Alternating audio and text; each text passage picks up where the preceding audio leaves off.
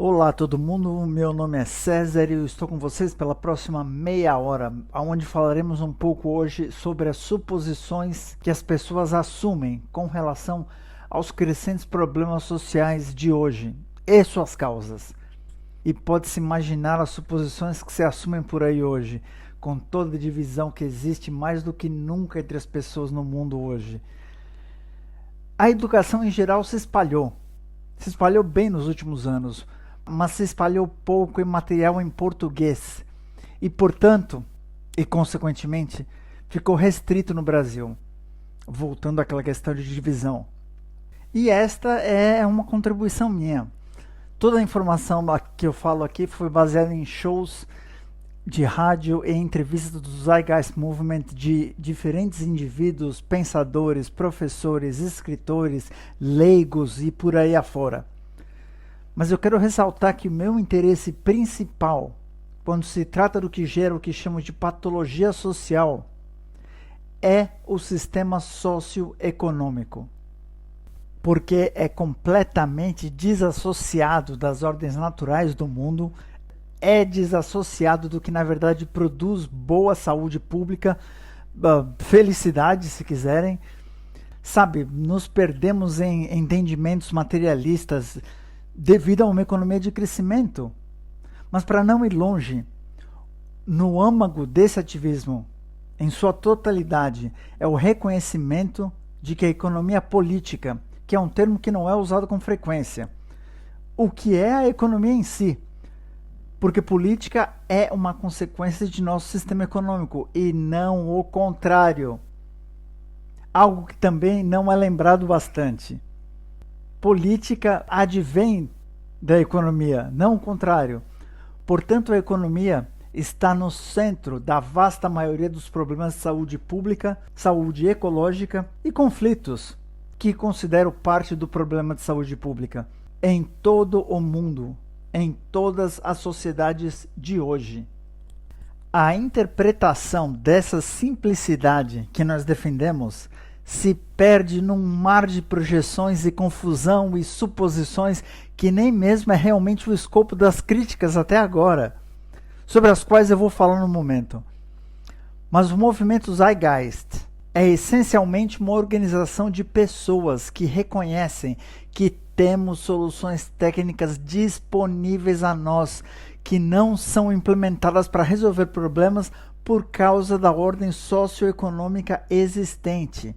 Você pode jogar o nome Zeitgeist fora, o que importa é o que ele representa, não a instituição em si. Não posso frisar isso bastante. Mas nós temos as soluções técnicas disponíveis e não são implementadas para resolver os problemas por causa da ordem socioeconômica. Afirmo de novo, o movimento Zeitgeist é um grupo de pessoas, de seres humanos, que compartilham de um mesmo planeta, são parte da mesma família, que remonta à mitocôndria de Adão e Eva. Sabe, todos viemos do mesmo DNA, milhares e milhares de anos atrás na África. Uma família, um habitat. Parece racional a mim. Pena que nos deparamos com uma tremenda barulheira afora e de repente você é chamado de comunista e todas essas merdas com que lidamos diariamente se você falar nisso. Mas nós reconhecemos a realidade científica, empírica, reconhecemos a extrema diversidade cultural que temos, que à medida que migramos a diferentes partes do planeta, desenvolvemos diferentes características que nos separaram fisicamente. Começamos a desenvolver elementos culturais, com diferentes influências em diferentes bolsões pelo mundo. Ideologia religiosa começou a se materializar numa ideologia filosófica e depois numa ideologia científica. Ideologia científica que é a única ideologia real que temos. E aqui estamos neste mundo de dicotomia em massa, baseados em divisão e com todas essas soluções, voltando ao meu ponto. Soluções técnicas que podem resolver a fome, podem resolver guerras, podem resolver a miséria em geral, podem resolver a falta de saúde pública que vemos, distúrbios psicológicos e, claro, problemas médicos que provêm em massa de uma origem, notadamente a economia monetária de mercado. Isso à parte, o que temos é um grupo de pessoas querendo criar mudança relevante com base em informações existentes, que estão bem ali ao nosso alcance e que não podemos acessá-las para criar essa mudança por causa das barreiras existentes do sistema socioeconômico em geral. É só isso, colocando em poucas palavras. Agora, quando se percebe isso, se entra num leque de debates com respeito à cultura, os valores das pessoas, as coisas em que elas nasceram, a qual se apegaram por identidade, e a verdadeira barreira não é o que é tecnicamente viável, mas os valores das pessoas, desafiá-las de forma estratégica para que possam ver a maneira como é possível ser alcançado se estivermos dispostos a renunciar a alguns desses. O que diria são construções de valores desatualizados que continuam a nos inibir e são reforçados pelo sistema socioeconômico. Então espero que isso não soe muito bizarro, mas é basicamente isso. É bem simples, sabe? Quando se fala às pessoas e diz, sabe, podemos facilmente alimentar o planeta em muitas vezes. Elas respondem, ah sim, seria uma ótima ideia, nós temos a capacidade técnica, blá blá blá. Elas concordam com você na ética de sua disposição moral, mas uma vez que você começa a descrever a elas que tipo de mudanças estruturais são necessárias logicamente para permitir, digamos, a alimentação de mais de 1 bilhão de pessoas morrendo de fome, uma pessoa morrendo a cada 5 segundos sem necessidade por causa de desnutrição, uma vez que você descreve as mudanças estruturais necessárias, elas começam a tipicamente atacá-lo. E então elas temem. Temem porque não querem abrir mão do que já se sentem cômodas. E é aí que entra o movimento Zeitgeist, que é o de ter de encontrar estratégias e projetos para levar as pessoas a ver o outro lado disso e ficarem dispostas a aproveitar a nossa capacidade tecnológica para resolver esses problemas. E, invariavelmente, nossa lógica denota que se tem que ter uma nova ordem socioeconômica. Existem atributos que entram nessa lógica, que são bem claros sobre aonde estão os problemas, e as barreiras da economia de mercado monetário destacam-se como uma das mais fortes. De todas as soluções existentes por aí, da Revolução Verde e tudo isso que continuam falando, na última década, como as TED Talks, por exemplo, que pegou na retórica do movimento que vem falando há muito tempo disso junto a outras organizações, como o Projeto Vênus, o Instituto Buckminster Fuller, mas eles não abordam realmente a barreira, na verdade, na raiz de alguns dos problemas que estão à mão. Eles descrevem o que é possível, mas não dizem como chegar lá, que significa o que deve ser superado. Uma enorme objeção ao movimento, já que acabei de falar nisso, claro, é a transição, mas não vou entrar nisso agora. Mas aqueles por aí que se opõem ao que falamos, porque, entre aspas, não sabemos como chegar lá, porque não podemos prever o futuro. Essencialmente eles dizem, bom, se você é um sem-teto e precisa de comida, está morrendo de fome e sabe que tem comida em algum lugar, mas não sabe nem aonde ir. Bom, por esse raciocínio, aparentemente, você nem deveria tentar ir em qualquer direção, porque você não sabe como chegar lá. E como uma parte, eu faço tradução aqui, repasso essas informações em português, mas eu sou completamente ciente de que existe uma pequeníssima minoria no Brasil que entendem tais conceitos, mas a vasta maioria do país, do mundo na verdade. Mas o Brasil é cronicamente dependente de política para gestão social. Está enraizado nas pessoas, o que significa que elas nem conseguem conceber um mundo sem isso, o que dificulta muito a comunicação. E é por isso que eu repasso essa informação aqui. Eu sei que elas não chegam no Brasil. Então eu planto essas sementes para aqueles que entendem tais conceitos repassarem para aqueles que ainda não. Continuando. Então a objeção comum é a crítica de que a transição é algo que nem se deve explicar, portanto tem que jogar tudo fora. Isso é lamentável. E não é uma crítica. Isso é um processo de pensamento para aqueles que se importam sobre tais soluções ajudarem a criar essa transição. Por definição, se todos compartilhassem esse sistema de valores, então, bom, a transição já está aí. Pelo menos quando se trata de fazer as coisas.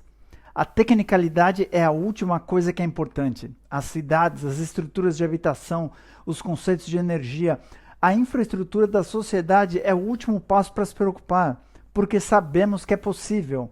Há dados suficientes por aí, tendência o bastante acontecendo para ver aonde rumamos tecnicamente, independente de nosso sistema socioeconômico.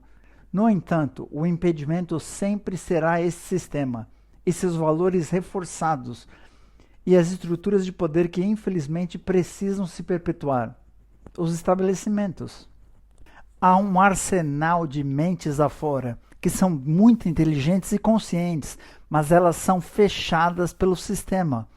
Algumas das maiores mentes que já conheci são daqueles que têm a pior autoestima, porque esse sistema não permite que esse tipo de fruição ocorra com aqueles que são verdadeiramente sensíveis o bastante para ver aonde a ação possa surgir.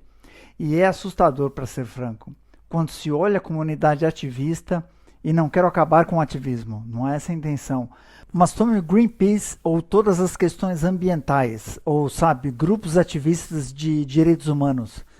Tem um problema aqui, onde grupos existentes trabalham dentro do sistema e realmente não pensam fora dele, no sentido que apenas enxergam soluções nos limites impostos pelo sistema e não fora dele.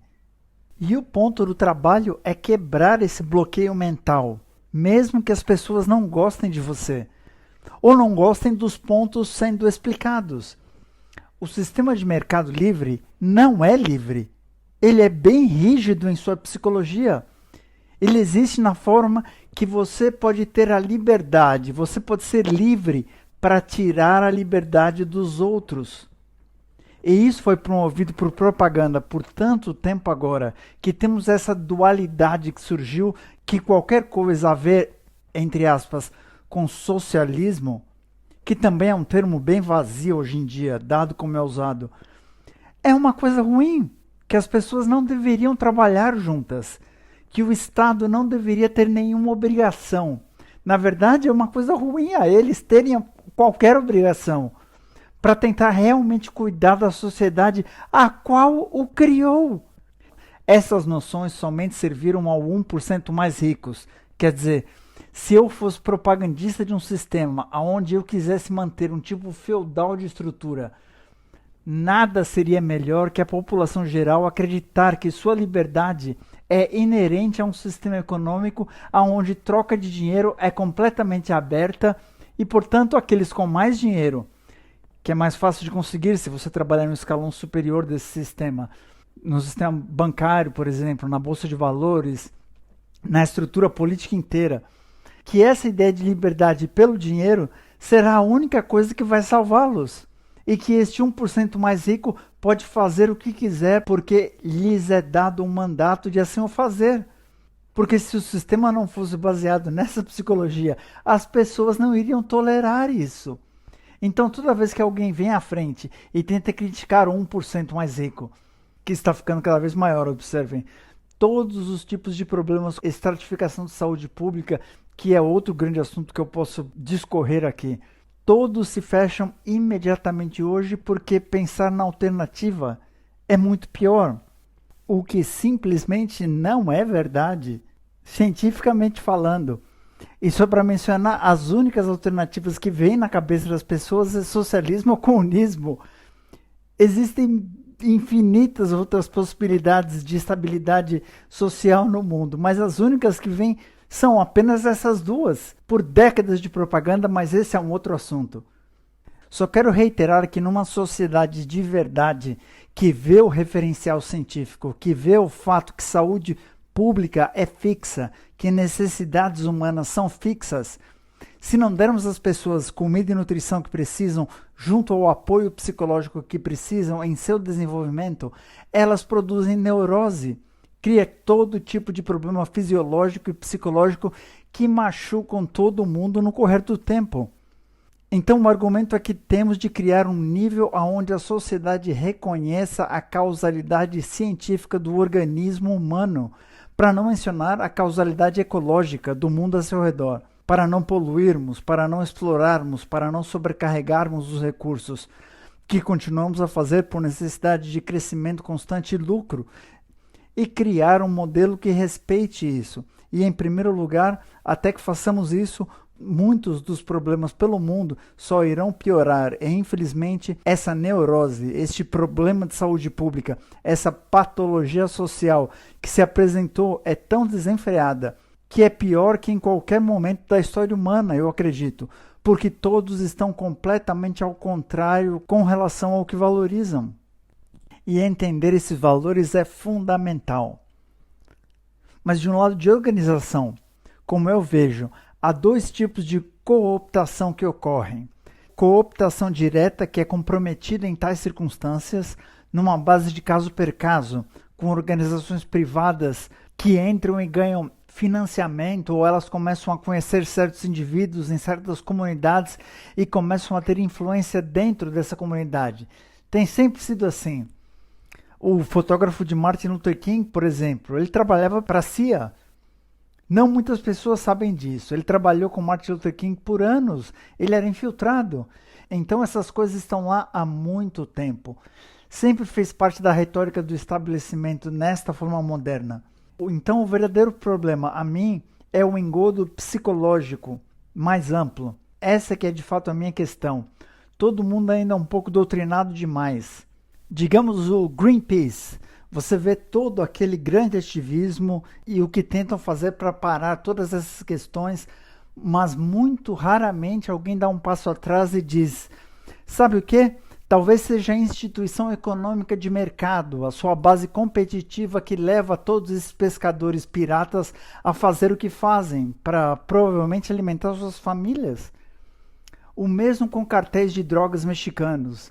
Nós vemos essa enorme epidemia lá e a polícia e todo mundo, DEA, tentando controlar esse sério problema, mas ainda assim ninguém para e diz, acho que talvez seja a restrição inerente da economia de mercado e monetária que geram essa distorção doente que leva as pessoas a se comportarem dessa maneira.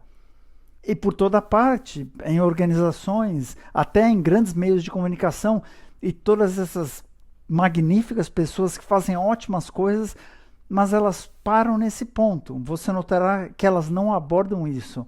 Elas falam de corrupção como se corrupção fosse uma anomalia no sistema, quando é, de fato, uma circunstância fatual.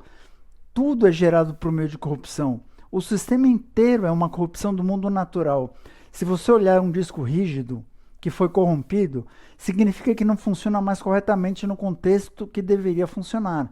Nosso sistema socioeconômico inteiro, chame de capitalismo, chame do que seja, é uma vasta corrupção que funciona contra as leis naturais, basicamente do universo, e sustentabilidade humana. E até que isso seja percebido, é meio que uma indiferença a mim. Novamente, é meu ponto de condução. Realmente a coisa é conscientização. Todas as instituições ativistas precisam acordar e enxergarem o verdadeiro elo causal aqui. E então poderemos ter realmente o que chamamos de progresso social. E o que quero dizer por progresso social, já digo aqui agora, simplesmente não se dará por meios políticos. Eu falo isso especificamente para o Brasil, porque apesar do mundo inteiro depender de política, política no Brasil é crônico. Então, todo esse show que você assiste agora de eleições presidenciais, quem é de direita, quem é de esquerda, simplesmente não mudará nada. O status quo vai continuar, a gente só está continuando aquele processo de eleger o menos pior, e o pior foi eleito várias vezes, toda vez. A conscientização é muito mais importante do que simplesmente votar no menos pior. Mas a gente faz o que pode e vamos seguindo à frente. Espero que tenha sido um pouco esclarecedor aqui e dê algumas ideias em como prosseguir e eventualmente acordar. Um abraço para todo mundo e a gente se encontra por aqui.